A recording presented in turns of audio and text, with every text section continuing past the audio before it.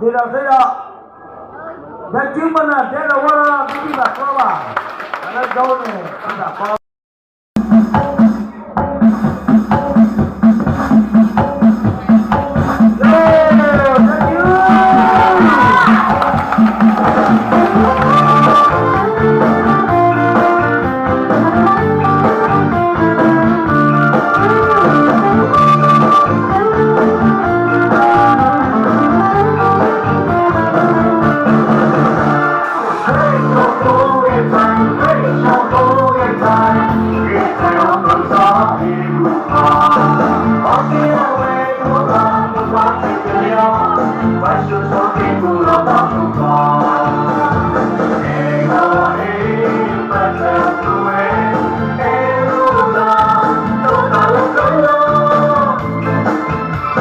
Di sana kabeh